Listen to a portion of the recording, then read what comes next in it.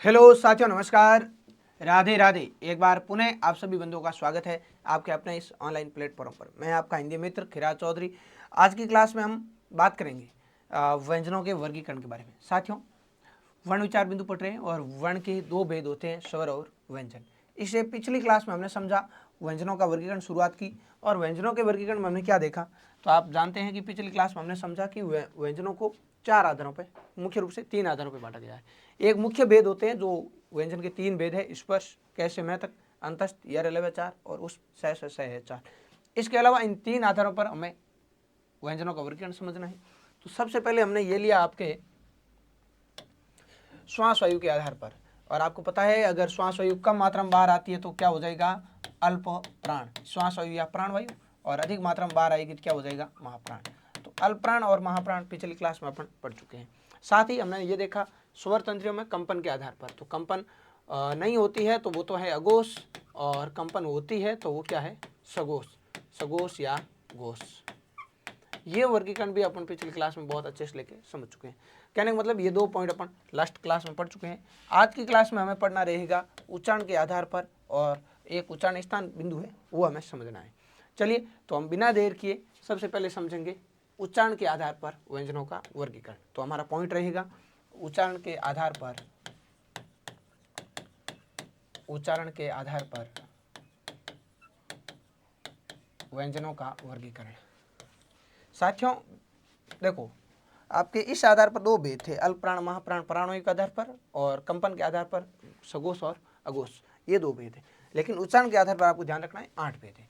नाम सुन के डरना नहीं है, 8 भेद, इन्हीं के 8 भेद है तो बहुत नॉर्मल है। ये वाली चीज़ें हैं 8 भेदों में, इनमें से ही पढ़ना है, बहुत नॉर्मल बातें आएगी। साथियों, उच्चारण के आधार पर 8 भेद है, और इन 8 भेदों में सबसे पहला भेद आता है आपके स्पर्शी व्यंजन। कौन से व्यंजन? स्पर्शी।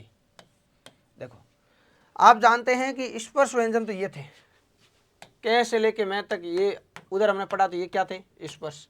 ये चार क्या थे? अंतस्थ,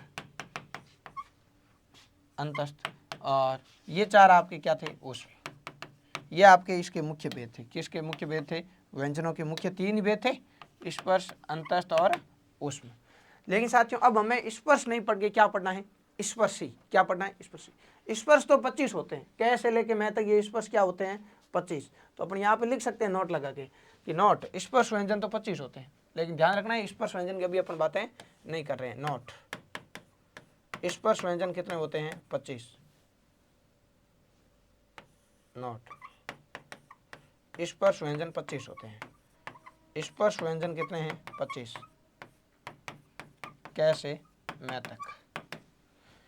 स्पर्श की बजाय अभी आपको क्या ध्यान रखना है? स्पर्शी। ध्यान रखना है स्पर्श, अंतस्थ, ऊष्म वो मुख्य भेद थे। अब अपन पढ़ेंगे स्पर्शी। साथियों क्या होता है कि जो ये 25 है इनमें से आपको कुछ चीजें हटा देनी है, कुछ को रख देना है। जैसे भाई मान लो ये अंगय यण्णम है ना, अंगय यण्णम मतलब प्रत्येक वर्ग का कौन सा? ये पहला, ये दूसरा, ये तीसरा, ये चौथा और ये पांचवां वर्ण है। तो प्रत्येक वर्ग का पांचवां वर्ण जो ये पंचमाक्षर है, ये उच्चारण के आधार पर पूरा अलग हो जाएगा। पंचमाक्षर को कहते हैं कि नासिक के व्यंजन है। ये कौन से वर्ण है? नासिक के। कि जब आप बोलते हो ना अंगय, यह, अणय, ना और मैं, तब वायु मुख की बजाय नाक से ज्यादा निकलती है, मुंह से कम और नाक से ज्यादा। ये है नासिक के। इनमें इनका उच्चारण करते हैं तो मुख्य रूप से वायु नाक से बाहर आ जाती है, वायु का बहुत बड़ा अंश नाक से बाहर निकलता है, तो ये नासिक है। तो सर पीछे कौन बच गए? प्रत्येक वर्ग का पहला, दूसरा, तीसरा और चौथा। इसमें से भी ये कह रहे हैं कि च वाली लाइन को छोड़ दो, एक बार च वाली लाइन को छोड़ो। देखो केवल पैसे सरकना पड़ेगा, 15 मिनट बाद में ये 8 वर्गीकरण आपको ऑन टिप्स याद होंगे, बिना देखे आप जब भी पूछेंगे आप बता पाएंगे। तो एक बार के लिए आपको 5वीं लाइन को छोड़ देना है और फिर च वाली लाइन को छोड़ देना। तो पीछे कौन बचा? क वर्ग का पहला, दूसरा, तीसरा और चौथा, फिर ट वर्ग का पहला, दूसरा, तीसरा, चौथा, फिर त का पहला, दूसरा, तीसरा, चौथा, और प का पहला, दूसरा, तीसरा, चौथा। यानी केवल च वर्ग को छोड़ा है और एक पांचों को छोड़ा है। तो अब आप ध्यान रखोगे स्पर्श व्यंजन कौन से होते हैं? तो क वर्ग, क के बाद में च को छोड़ दिया हमने, ध्यान है ना आपको, च को छोड़ा, फिर ट, त और प। कचड़ तब होते हैं, च को छोड़ दिया, क च ट, फिर ट वर्ग, फिर त वर्ग, और लास्ट में क्या आ जाता है? प वर्ग। और प वर्ग के प्रारंभिक चार चार वर्ण, प्रारंभिक यानी शुरुआती, प्रारंभिक 4 वर्ण, प्रारंभिक 4 वर्ण, ये आपके हो जाते हैं स्पर्शी। कौन से क्या हो जाते हैं? स्पर्शी। कौन कौन हुए? अगर आप वापस से समझना चाहो तो अभी आप समझ सकते हो, कोई बड़ी बात नहीं। क वर्ग के 4 यानी क, ख, ग, घ। फिर ट वर्ग के 4 कौन से? ट, ठ, ड, ढ। फिर त वर्ग के 4 कौन से? तो देखो त, थ, द, ध। प के 4 शुरुआती प, फ, ब, भ। साथियों ये जो इतने हैं क, च, ट, त और प की शुरुआती 4 वर्ण, यानी 4 और 4 8, 8 और 8 16, कुल ये होते हैं 16। कितने होते हैं? 16। यानी स्पर्शी होते हैं आपके 16 होते हैं और स्पर्श होते हैं 25। ये बात आपको ध्यान रखनी है। तो पहला भेद आपका स्पर्शी यहाँ पे कंप्लीट होता है मित्रों। ठीक है, ठीक है गुरुजी, ठीक है। तो फिर अगर ये आपके स्पर्शी क्लियर है तो फिर अपन अगले भेद की ओर आएंगे। स्पर्शी क्लियर है तो फिर अपन अगले भेद में आ जाएंगे। और अगला भेद आपको ध्यान रखना है, स्पर्शी के बाद में है संघर्षी। क्या हो जाएगा? संघर्षी। दूसरा भेद है संघर्षी। अब देखो,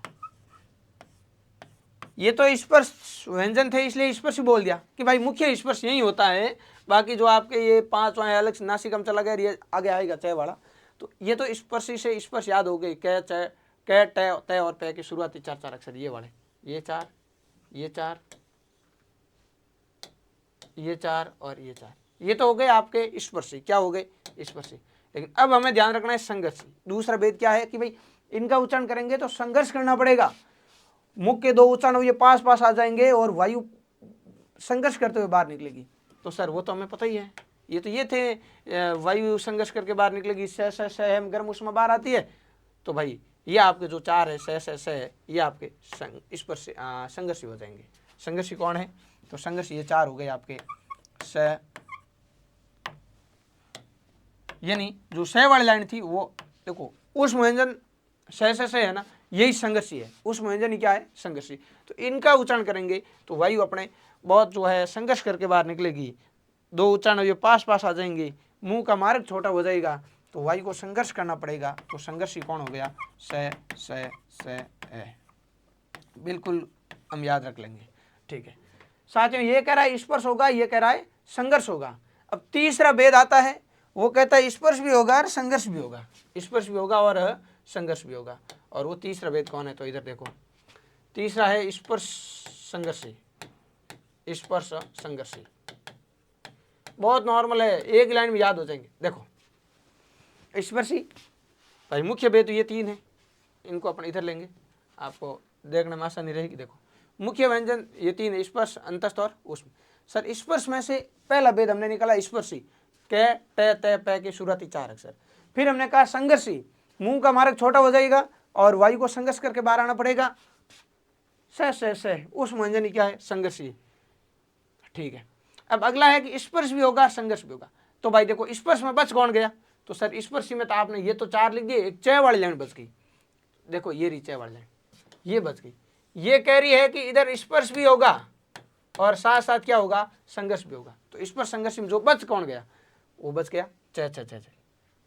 तो भाई स्पर्श संघर्ष में ये 4 वर्ण है कि यहाँ स्पर्श भी होता है संघर्ष भी होता है, और ये 4 हो गए आपके च, ज। जो बच गए वो यहाँ पे लिख देना है।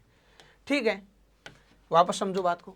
एक कह रहा है स्पर्श होगा, खतरनाक स्पर्श होगा, तो स्पर्शी हो गए 16। फिर संघर्षी स वाली लाइन स है। फिर सर स्पर्श संघर्षी च, छ, झ बोलते हैं तो स्पर्श भी होता है संघर्ष भी होता है, ऐसी कुछ बातें करके स्पर्श संघर्ष हो गए च। फिर चौथा कह रहे हैं ना रे किसका संघर्ष? कोई संघर्ष नहीं, संघर्षहीन। अब बताओ संघर्षहीन कौन होगा? तो बच कौन गया? इधर कौन बच गया आपके? ये बच गए, ये रे लेवे। कौन बच गए? ये रे लेवे।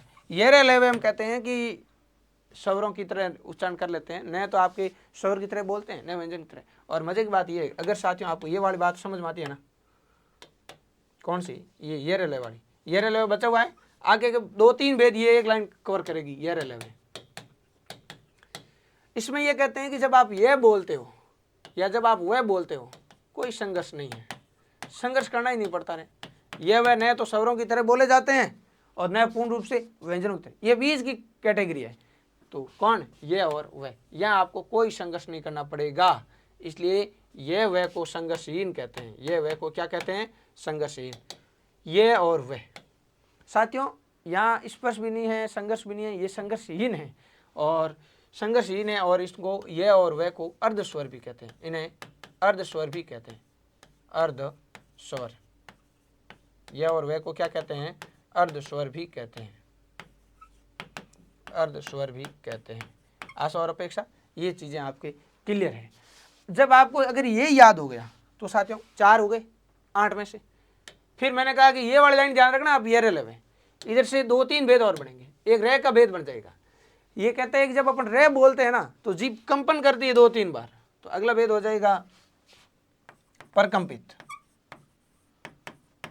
परकंपित और परकंपित वर्ण एक ही आपके कौन है? और परकंपित वर्ण वो है आपके रह। रह कि जब आप रे बोलते हो तो जीभ 2-3 बार कंपन करती है। आप बोलो एक बार, बोलो रे, बोलो रे रे, आप खुद तो लगेगा यार हाँ जीभ कंपन तो कर रही है। अच्छा ठीक है, क्या केवल कंपन ही कर रही है? तो कंपन कर रही है इसका मतलब लुढ़क भी रही है, इसलिए परकंपित को लुंठित भी कहते हैं। क्या कहते हैं? लुंठित वर्ण। कौन सा वर्ण?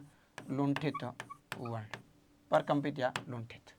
साथियों देखिए परकंपित क्यों कहते हैं और लुंठित क्यों कहते हैं? देखो कि भाई आप जब रह बोलते हो तो जीभ 2-3 बार कंपन करती है, रह रह रह। और जब आप लुंठित करते हैं लुढ़कना, जब आप रह बोलते हो ना तो जो फेफड़े से उठने वाली वायु है वो जीभ के ऊपर से लुढ़कते हुए बाहर आ जाती है। जैसे जीभ कंपन करती है तो उसके ऊपर से लुढ़कते हुए बाहर आ जाती है, रह। आप सोचो रह, जीभ लुढ़क रही है, रह, हाँ जीभ में कंपन भी हो रहा है, हाँ बिल्कुल नॉर्मल। और साथियों पीछे कौन बचा? ले।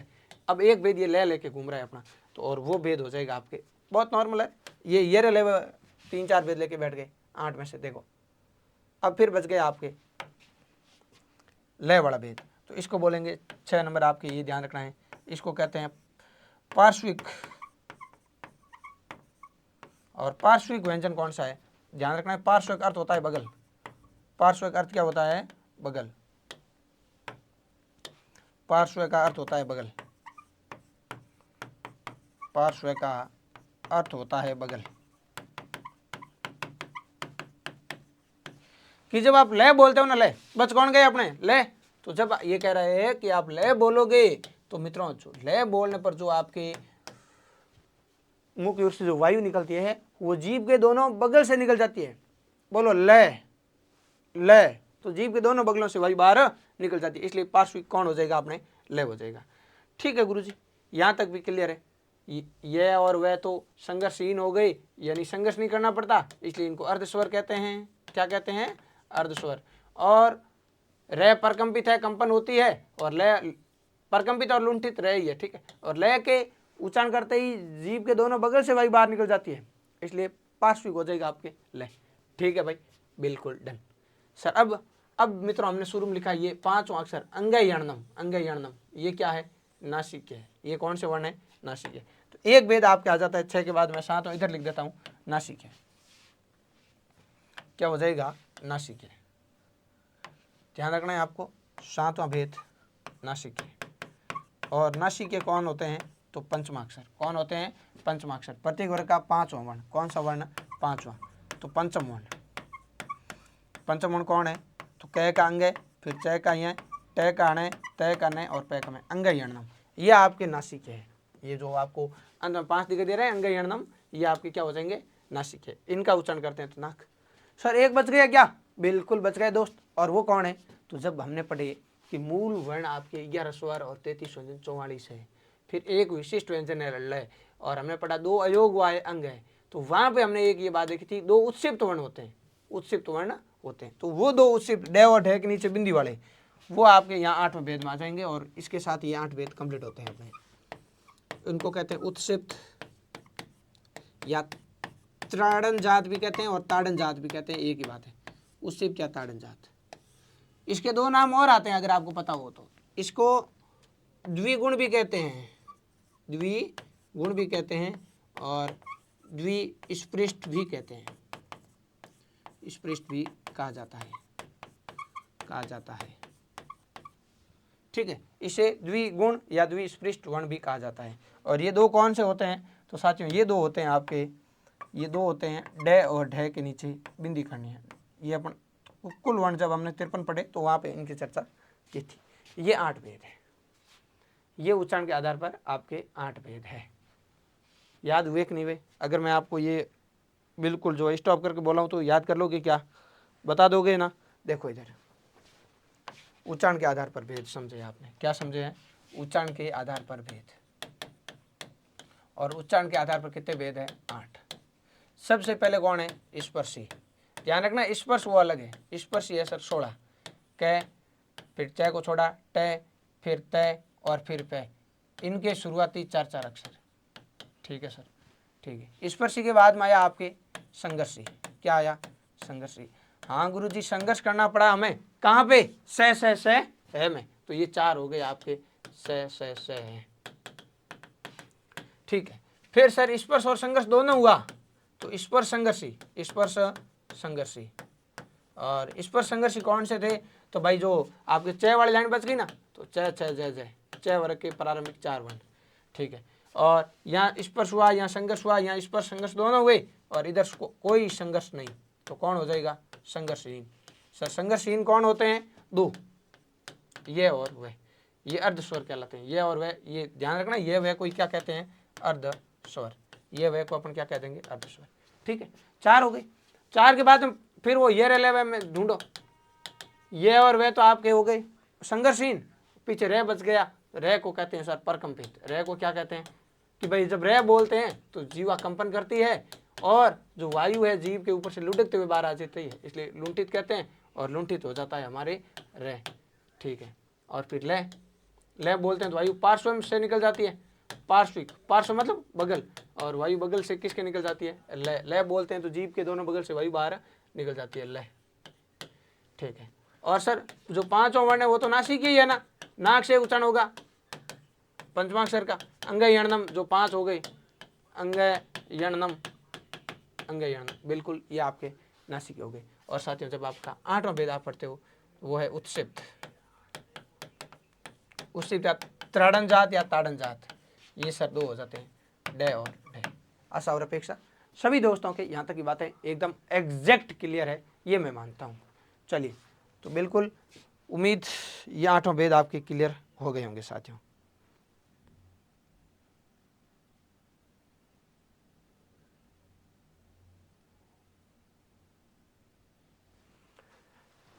जब हम यहाँ तक की बातें पढ़ लेते हैं तो फिर आपके अब आता है एक उच्चारण स्थान। क्या बच जाता है? उच्चारण स्थान।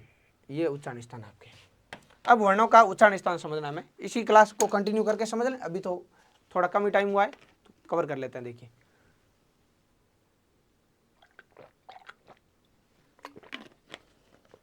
उच्चारण स्थान, और उच्चारण स्थान के साथ ही हमारी ये व्यंजनों का वर्गीकरण हो जाएगा कंप्लीट। देखिए वर्णों के उच्चारण स्थान, वर्णों के उच्चारण स्थान। सर उच्चारण स्थान वाला क्या लोचा है? तो देखो भाई ये आपके वर्ण है, इनको एक बार मैं फाइनली जो फालतू की बातें उनको हटाते हैं एक बार।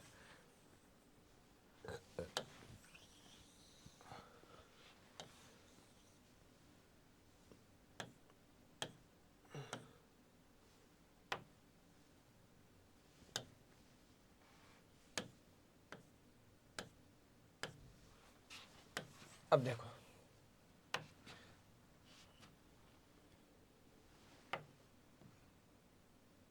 ठीक है, अब जो आपने पढ़े ना 5 उच्चारण स्थान कि सर क को बोलते हैं तो कंठ में वाइब्रेट होती है, च को तालु है, ट को मुर्दा है, त को दंत है, और प को ओष्ठ है। ये आपको मैंने एक डायग्राम से बताया था कि भाई ये अपना, इसे आप याद रख लेना कि कंठ से उठने वाली वायु सबसे पहले, सॉरी फेफड़ों से उठने वाली वायु सबसे पहले कहाँ आई? कंठ। कंठ के बाद में तालु, तालु के बाद में जीभ मुड़ेगी मुर्दा पर, और मुर्दा के बाद में दांत, और दांतों के जस्ट बाद में ओठ, ओष्ठ। ये अपने 5 उच्चारण स्थान है। ठीक है, अब इनको याद कैसे रखना देखो, बाकी ये पूरा वैज्ञानिक दृष्टिकोण से वर्गीकरण है। सबसे पहले कंठ है तो पहली लाइन कंठ से, फिर तालु तो फिर तालु से, फिर मुर्दा, फिर दांत, फिर ओष्ठ, बिल्कुल एज इट इज सीक्वेंस में है, तो ज्यादा यहाँ लोचा भी नहीं है। दूसरी बात देखो बोलो क ख ग घ अंग कंठ में वाइब्रेट होगी। बोलोगे पे बे बे में, दोनों ओट आपस में टच होंगे। त थ द द ने जीभ दांतों पर टच करेगी और साथियों ट ठ ड ड ने जीभ मुड़ेगी, ट ठ ड ड ने मुड़ करके ऊपर टच करेगी तो मुंह से मुर्दा और बच गए वो तालु। जीभ को पीछे से उठाना है, कहां से, मुर्दा के पीछे, समझ गए। जैसे यहाँ पे देखो ये मुर्दा के पीछे वाला भाग काकल के आसपास, जीभ वहां से उठाओगे ना, च छ ज ज, ये तालु उच्चारण स्थान होगा सर, ठीक है। लेकिन इनका क्या करें, जो पीछे बच गए ना ये रे लेवे और से है, इनका क्या करें, इनका कुछ भी नहीं करना है साथियों, इनको इनमें ही सेट करना है, ऊपर वाली लाइनों में सेट कर दो। ऊपर वाली लाइनों में कैसे सेट करें सर, तो पहली और अंतिम को छोड़ दो, पहली और अंतिम को छोड़ो, फिर क्या बचा, ये रे ले वे, तो ये रे ले वे को अलग रख दो, फिर क्या बचा से, पहली और अंतिम फर्स्ट और लास्ट को छोड़ दो और फिर कंटिन्यू जोड़ दो, से इसको छोड़ दो। है साथियों, अगर पहले में जोड़ो तो पहले में जोड़ दो, बाकी है का उच्चारण स्थान अलग भी है। इस सीक्वेंस में याद रखोगे तो भी रह जाएगा। क्या सीक्वेंस याद रखी, अगर अभी तक क्लियर नहीं हुआ तो देखो वापस कि सर पे बे मैं के बाद माता ये रे ले वे बिल्कुल आता है, तो पहली लाइन को छोड़ा, अंतिम को छोड़ा और हमने लिखा ये, फिर लिखा रे, फिर लिखा ले।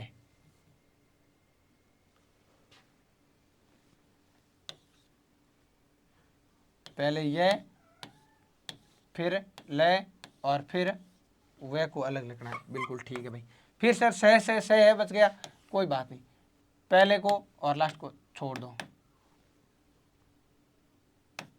फिर लगातार लिख दो, पहले शंकर वाला तालवी से, फिर मूर्धन्य से और फिर दंत्य से। यही तो है, अपन बोलते हैं शंकर षटकोण सड़क, शंकर वाला तालु में आ गया मतलब तालवी से, षटकोण वाला मूर्धन्य और सड़क वाला दंत्य, ठीक है सर। है देखो, है का उच्चारण स्थान अलग भी मानते हैं और है को कंठ में भी मानते हैं। तो पहले लाइन क्या याद किया आपने, आपको परीक्षा में सीधा पूछा जाएगा लय का उच्चारण स्थान है, लय का उच्चारण स्थान है, तो सर यह लय तीसरे पे दंत में हो जाएगा। ऐसे याद रह जाए तो ठीक है, अगर ऐसे याद नहीं रहे तो इनके लिए देखो ये संस्कृत के कुछ सूत्र है जो आपको याद करने नहीं है। हालांकि क्यों नहीं करने, क्योंकि ये संस्कृत के, हिंदी में सूत्र पूछे नहीं जाते हैं, बट हम उच्चारण की सुविधा अनुसार कि हमें उच्चारण स्थान आराम से याद हो जाए उसके लिए हमें कुछ सूत्र पकड़ने हैं। मैं आपको कुछ शॉर्ट में सूत्र बताऊंगा, 4-5 आराम से लेकर आपको याद हो जाएंगे। उच्चारण स्थान हमेशा के लिए इस तरह, जैसे देखो पहला है आपके कंठ, कंठ में कौन है, कह के गे अंग है, और कौन है, तो कंठ का एक सूत्र है अपने पास, अकु है, कंठ है। देखो संस्कृत में पूरा सूत्र पढ़ते हैं, अकु है, विशेष नाम कंठ है, लेकिन हिंदी में 1% भी इसकी उपयोगिता पूरे याद करने की नहीं है, तो आपको पूरा याद नहीं करना है, आपको शॉर्ट में ध्यान रखना है, अकु है, कंठ है, अकु है, कंठ है। इसका मतलब यह है साथियों कि आपके ए का तात्पर्य है ए आ, कु का तात्पर्य है कै वर्ग पूरा, क्योंकि हिंदी में अपन इनको बोलते हैं कै वर्ग, चे वर्ग, टे वर्ग, ते वर्ग, पे वर्ग। संस्कृत में बोलते हैं कु चू टू तू पू, कु मतलब कै वर्ग, चू है चे टू तू, ऐसी बात है। आपको केवल इतना ही ध्यान रखना है, अकु है कंठ, अकु है कंठ। तो ए से क्या याद रखा, ए और आ, कु से क्या याद रखा, पूरा कै वर्ग, मतलब कै वाली पूरी लाइन, कै खे गे घे अंगे, और फिर है, और इसका उच्चारण स्थान हो जाएगा कंठ। क्या उच्चारण स्थान हो जाएगा, कंठ। एक बार नियत में आपको पूरा सूत्र लिखाता हूं, देखो पूरे सूत्र से समझो। पूरा सूत्र है संस्कृत का, अकु है विसर्जनीयानाम कंठ है, विसर्जनीयानाम कंठ है, अकु है विसर्जनीयानाम कंठ है। लेकिन अब आपको पूरा याद नहीं रखे, शॉर्ट में क्या ध्यान रखना है, अकु है, कंठ है। आपको ये वाला याद करना है जो अपन डब्बे में बंद कर रहे हैं, इसको याद करना, अकु है, कंठ है। ए मतलब ए, कु मतलब कै वर्ग, और ए यानी ए का उच्चारण स्थान है कंठ। बाकी साथियों इसके अलावा भी अगर आप ध्यान रखते हैं तो ए यानी ए, कु यानी कै वर्ग, है यानी है, ये कै वर्ग हो गए पूरा, ठीक है। और विसर्जनीय नाम, इसका अर्थ है विसर्ग, रामे, श्यामे, अतः, पुनः, अंत, तो ये वाला विसर्ग, इसका उच्चारण स्थान है कंठ। अकु है, कंठ है, यानी इसका उच्चारण है कंठ, इसलिए कै खे गे गे अंग या और है को कंठीय वर्ण कहा जाता है, कंठ से बोले जाते हैं, इसलिए इनको क्या कहेंगे, कंठीय वर्ण। रह जाएगा याद, ठीक है। गुरुजी अकु है उसने हम कंठ है, पूरा तो याद नहीं रहेगा, लेकिन हमें अकु है कंठ तो याद रखना ही रखना है, अकु है कंठ। फिर कह के बाद में क्या आता है, च वर्ग, तो अगला सूत्र बनेगा च का इचु यसा नाम तालु, इचू यशा नाम तालु, इचू यशा नाम तालु। इसको कैसे याद करें, शॉर्ट में रख लो इचू यश तालु, इचू यश तालु, इचू यश तालु, इचू यश तालु, आराम से हो जाएगा सर। बिल्कुल। क्या क्या क्या क्या क्या भाई, तो देखो ई का मतलब है छोटी मोटी ई, अश्व और दीर्घ। चू यानी च वर्ग। अब मैं पूरा नहीं लिख रहा हूँ, च छ ज अंग है, च वर्ग मतलब आप समझ गए, च छ ज अंग है, लिख भी लेते हैं, आपकी खुशी हमारी खुशी भाई, च छ ज यहाँ च वर्ग। फिर सर ये और श, बिल्कुल यस, ये और श, इसका उच्चारण स्थान है तालु, तो बिल्कुल भाई इनका उच्चारण स्थान है तालु, इसलिए इनको क्या कह देते हैं, तालव्य वर्ण। कौन से वर्ण, तालव्य वर्ण। ठीक है गुरु, ओके भाई। सर सच में यही है क्या, तो देखो क वर्ग में क्या, कंठ में क्या पड़ा, या क वर्ग और ए और विसर्ग। लो भाई ये रहा आपके क वर्ग और ये रहा आपके ए, हमने स्वरों से उठाए। फिर दूसरा कह रहा है इच्चू यश तालु, ई च वर्ग ये और से को तालु से बोलेंगे। लो भाई च वर्ग, ई तो यहाँ है नहीं, च च ज ज च वर्ग, फिर ये और से, देखो ये लॉजिक, यस, इनका उच्चारण स्थान क्या है, तालु। परीक्षा में सीधा पूछा जाएगा, जय का उच्चारण स्थान है, ये का उच्चारण स्थान है, से का उच्चारण स्थान है, कंठ तालु दंत मुर्दा, कौन सा है, उसके अकॉर्डिंग आपको आंसर देना है। ठीक है, ये भी याद हो गया सर। अकु है कंठ, इतनी तो लाइन है यार, अकु है कंठ, बिल्कुल याद है, डन। फिर इच्चू यश तालु, इच्चू यश तालु, ई च वर्ग और ये वर्ष का तालु। अब इसमें याद रखेंगे अपन ऋतु रस मुर्दा, ऋतु रस मुर्दा रह जाएगा याद सर। री तो सौर हो गया, टू मतलब ये ट वर्ग पूरा, और फिर रे और से, इसका उच्चारण स्थान मुर्दा था, तो बिल्कुल हमें तो ऐसे ही याद था, तो बिल्कुल इसका लिखोगे अगला सूत्र ऋतु रस मुर्दा। पूरा सूत्र अगर आप लिखना चाहो तो पूरा सूत्र है साथियों, ऋतु रसाणाम मुर्दा, ऋतु रसाणाम मुर्दा, ऋतु रसाणाम क्या हो जाएगा, मुर्दा। यानी शॉर्ट में ध्यान रखो, ऋतु रस मुर्दा, ऋतु रस मुर्दा।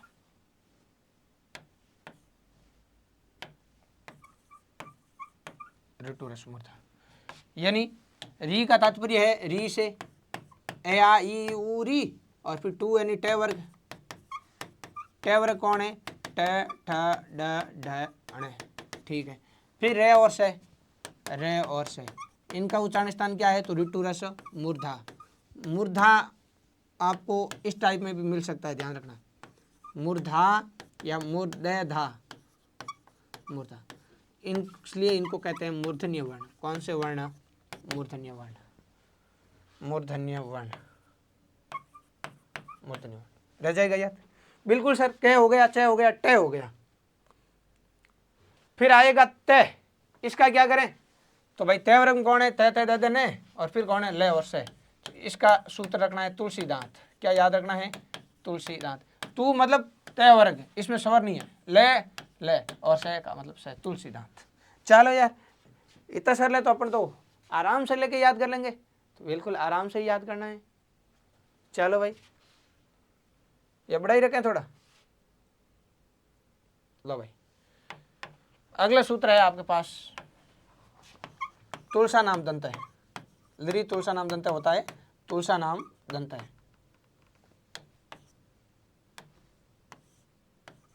तुलसा नाम दंत है। शॉर्ट में क्या याद रखा, तुलसी दांत, तुलसी दांत। सर बिल्कुल तू का अर्थ है तय वर्ग, तय वर्ग यानी त थ द ध न, फिर ले और से, बिल्कुल ले और फिर से, इसका उच्चारण स्थान है दांत यानी दंत। क्या उच्चारण स्थान हो जाएगा, दंत। दंत मतलब इनको कहेंगे दंत्य वर्ण। कौन से वर्ण, दंत्य वर्ण। सर अब तो एक ही बची है लाइन, तो बिल्कुल एक ही बची है, पे वर्ग। पे का उच्चारण स्थान होता है ओष्ठ, बस इसका शॉर्ट सूत्र है उपओष्ठ, उपओष्ठ, पे वर्ग ओष्ठ, तय वाले में ले और से साथ में जोड़ दिया तुलसी दांत, तो लो भाई उपओष्ठ। फिर पांचवा सूत्र एक बच गए अपने, ये वर्ग तक पूरा हो जाए ना एक साथ तो बढ़िया रहेगा आपके। तो फिर भाई पांचवा वर्ण है उपु पद मान्य नाम ओष्ठु। पूरा सूत्र क्या है, तो पूरा है उपु पद मान्य नाम, उपपद मान्य नाम औष्ठौ, उपपद मान्य नाम औष्ठौ। ये संस्कृत के सूत्र है, हिंदी में सूत्र नहीं पूछे जाते हैं, ध्यान ये रखना है, ठीक है। तो हिंदी में तो इसलिए अपन शॉर्ट में याद करेंगे, उपपद मान्य नाम औष्ठौ, यानी शॉर्ट में याद रख लो उपऔष्ठ। सर ऊ का अर्थ क्या है, तो ऊ का तात्पर्य है ऊ ऊ ऊ ऊ, फिर पू यानी पै वर्ग, पै वर्ग, पै वर्ग मतलब आपके पै फै बै भै मै, बस माने नाम ओष्ठौ। सीधे लिखो, इनका उच्चारण स्थान है ओष्ठ, इसलिए इनको मित्रों कहते हैं ओष्ठ्य वर्ण। पै फै बै भै मै को क्या कहते हैं, ओष्ठ्य वर्ण। आशा और अपेक्षा सब साथियों की इतनी बातें एकदम जोरदार तरीके से क्लियर है। सर ये पूरे हो जाते हैं क्या, तो देखो मित्रों मुख्य रूप से ये पूरे हैं, ठीक है, मोटे मोटे तौर पे ये पूरे। सर क्या पता डाउट है, क्लियर करें क्या, तो बिल्कुल देखो, सबों पहले कै वर्ग आवे, कै कै गे गे अंगे, क्लियर है। फिर चे चे जे जे ये क्लियर है, टे टे डे डे हणे हो गया, ते ते दे दे ने हो गया, पे पे बे बे मैं हो गया। फिर बच्चा कौन, पे पे बे बे में, फिर ये रे लेवे, तो देखो ये रहा ये, फिर आपकी ये रहा रे, फिर आपकी ये रहा ले, अब एक बच गया वह, एक तो कौन बचा वह, एक वह ध्यान रखना है। फिर सर ये देखो से, ये से, और फिर ये से, और ये है, तो ए का एक अलग भी है, तो हमें वो भी ध्यान रखना है। कुल मिला के मैन तो एक वह बच गया है, कौन बच गया है, वह। अब वह का आपको ये ध्यान रखना है साथियों, छठा सूत्र, वकारस्य दंतोष्ठम, वकारस्य दंतोष्ठम, कि भाई जब आप वह बोलते हो ना, वह में दांत और ओष्ठ दोनों आते हैं। वह के उच्चारण में जैसे आपके ऊपर के दांत आ गए और नीचे के होठ आ गए, नीचे के होठ, ये दोनों टच होके, यानी दांत और ओष्ठ, इसलिए इसको क्या कहते हैं, दंतोष्ठ। जब आप वह बोलते हो वह, तो दांत और ओठ दोनों टच होते हैं, तो ध्यान रखना है वह का उच्चारण स्थान है दंतोष्ठ। क्या है, दंतोष्ठ, इसलिए वह को कहते हैं दंतोष्ठ्य वर्ण, दंतोष्ठ्य वर्ण। आज तक का मैं बात करूं तो सर्वाधिक बार पूछा गया है आपके वकारस्य दंतोष्ठम, वह का उच्चारण स्थान सर्वाधिक बार पूछा जाता है।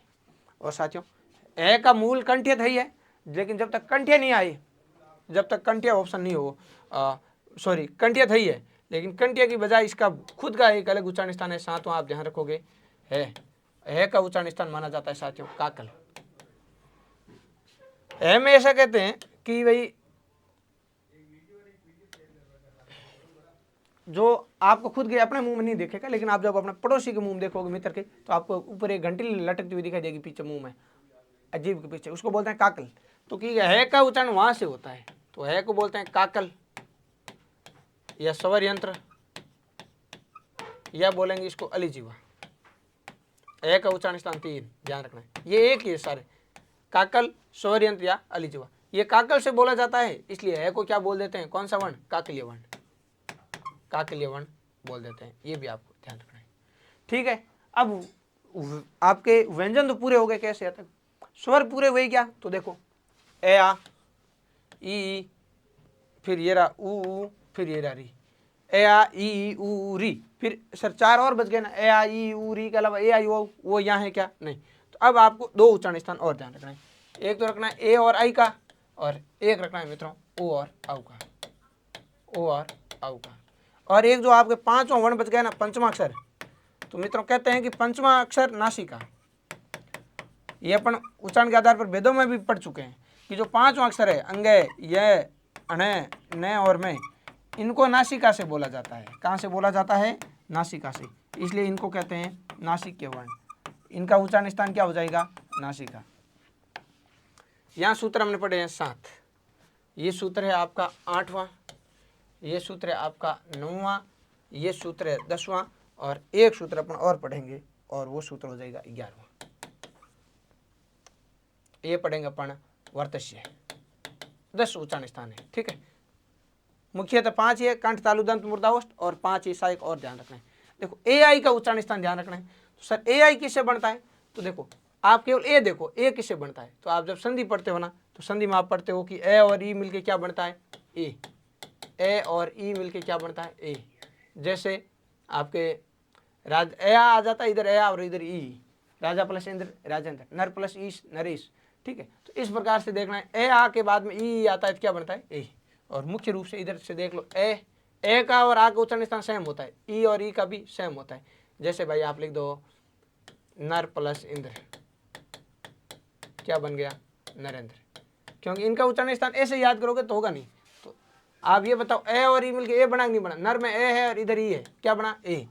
अब आप मुझे बताओ ए का उच्चारण स्थान क्या है सर, अकु है कंठ है, तो ए बनता है आपके ए और ई से। तो ए का उच्चारण स्थान है अकु है कंठ है, और ई का उच्चारण स्थान क्या है इचु यस नाम तालु, अकु है कंठ और इचु यस तालु। ए और ई से ए बनता है, तो जो ए का उच्चारण स्थान है वही आई का है। तो ए और आई का उच्चारण स्थान हो जाएगा मित्रों कंठ तालु, क्या हो जाएगा कंठ तालु। इसलिए ए और आई को कहते हैं कंठ तालव्य वर्ण, कंठ तालव्य वर्ण। फिर ओ और औ, ओ किससे बनता है भाई, तो ओ आप संधि में पढ़ते हो, ए और ऊ मिलके क्या बनता है ओ बनता है। जैसे पर प्लस उपकार क्या हो जाएगा परोपकार,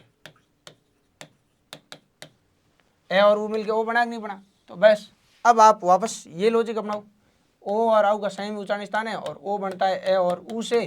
ए का उच्चारण स्थान क्या है भाई, ए का उच्चारण स्थान है कंठ, ओ बनता है ए और ऊ से। ए का उच्चारण स्थान है कंठ और ऊ का है आपके उपपद उपोष्ठ, ये रहा सर ए का उच्चारण स्थान कंठ अकुआ कंठ, और ये रहा उपोष्ठ, ऊ का उच्चारण स्थान है ओष्ठ। तो साथियों ओ और औ का उच्चारण स्थान हो जाएगा आपके कंठोष्ठ, क्या हो जाएगा कंठोष्ठ। ये कंठ और ओष्ठ से बोले जाते हैं, इसलिए इनको कहते हैं कंठोष्ठीय वर्ण। क्या कहते हैं कंठोष्ठीय वर्ण। और पांचवा नासिका हो ही गया, और अंतिम आपका है वर्तशीय। वर्तशीय क्या होता है साथियों, ऊपर के दांत और मसूड़ों के संधि स्थल से थोड़ा पीछे का भाग। वर्तशीय में एक परिभाषा लिख देता हूं, आपको ध्यान रखनी है। ऊपर के दांत, ऊपर के दांत और मसूड़ों के संधि स्थल से थोड़ा ऊपर का भाग। संधि यानी जहां से ये ऊपर के दांत और मसूड़े मिले हुए हैं, उस संधि स्थल से थोड़ा ऊपर का भाग, संधि स्थल से थोड़ा ऊपर का भाग क्या होता है आपके वर्तशीय होता है। और वर्तशीय के 4 वर्ण है भाई, ध्यान रखना है, 4-5 ध्यान रख लो। मुख्य तो यही है नस्लज, नस्लज, और एक कई किताबें रह भी लिखती है। सर याद कैसे रखेंगे, तो एक ट्रिक याद रख लो वर्तशीय की, सरल जन, सरल जन, से रे ले जय न, सरल जन, से रे ले जय और न, से रे ले जय और न, नस्लज और रे या फिर सरल जन ट्रिक से ये सारे याद हो जाएंगे भाई।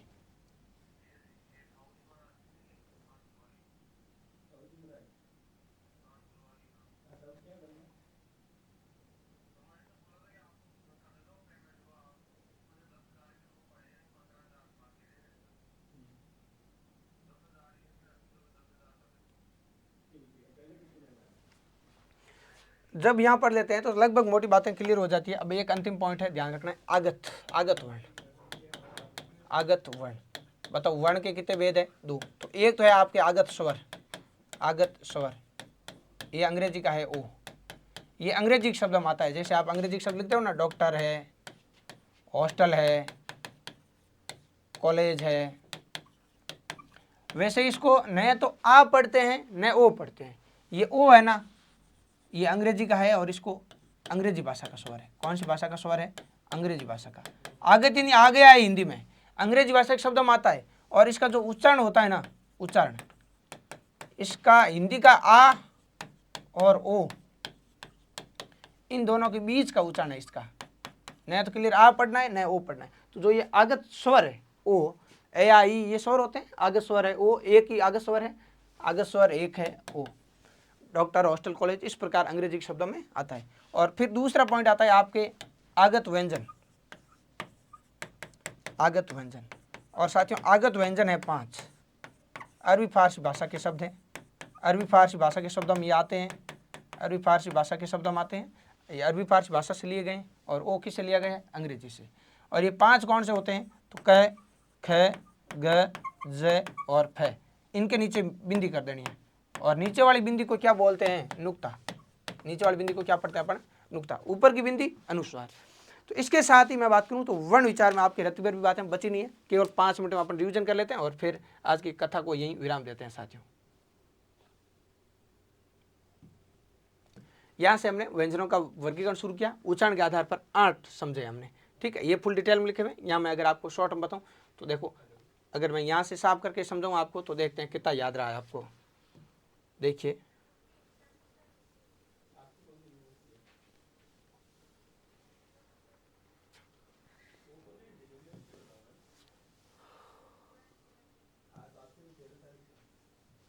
अब देखो, सबसे पहले स्पर्शी। स्पर्शी कौन है? क, फिर च को छोड़ दो, टे ते पे के शुरुआती 4 अक्षर, ठीक है। संघर्षी उष्म स ये चारों। नासिकिया में पंचमा अक्षर अंगई अणनम, फिर उससे 2 ही है डे और ढ नीचे बिंदी वाले। स्पर्श संघर्षी च वाली लाइन जो बच गई च च ज ये 4। संघर्षीन ये और वह। परकंपित लुंठे जीभ लुट गई कि कहाँ पर कंपन कहाँ होगा? रे में। और पार्श्विक लय। तो आपको ये ध्यान रखना है, ये आपके कंप्लीट बना आ गए और इट्स कॉल्ड टेक्नोलॉजी, ठीक है। आगे चलो, ये 8 भेद है, इनका रिवीजन था यहाँ पे। फिर ये उच्चारण स्थान समझा हमने। उच्चारण स्थान में आपको केवल 5 बात ध्यान रखनी है मुख्य रूप से। अकुआ कंठ, ए क वर्ग और है का उच्चारण स्थान कंठ। इचुयस तालु, ई च वर्ग ये वर्ष है। फिर ऋटुरस मुर्दा, री टे रे और से मुर्दा। तुलसी दांत आराम से याद रह जाएगा, तय वर्ग ले और से का उच्चारण स्थान दांत है। फिर उपओष्ठ ऊ और पे वर्ग ओष्ठ है। फिर वकारशीय दंतोष्ठम, वह का उच्चारण स्थान दांत और ओष्ठ रहेगा। फिर है का, देखो है का फर्स्ट प्योरिटी पे हमेशा यही रहता है का के लिए। दोनों ऑप्शन हो जाए कंठ और का के लिए में से क्या करें?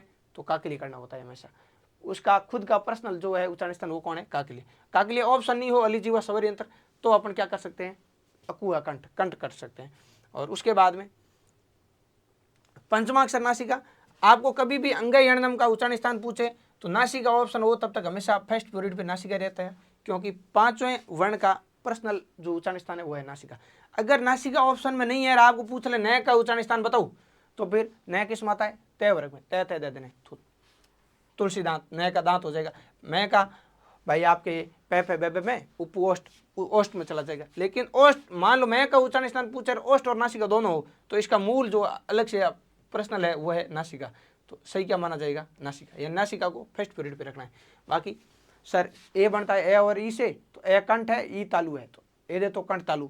ए का इनका भी अगर आप सूत्र लिखना चाहो तो लिख सकते हो, ऊपर आपके ए आई और ओ आउ का। मैंने सूत्र लिखा नहीं है ताकि सूत्र जटिल है, ज्यादा सूत्रों के चक्कर में नहीं रहना है आपको।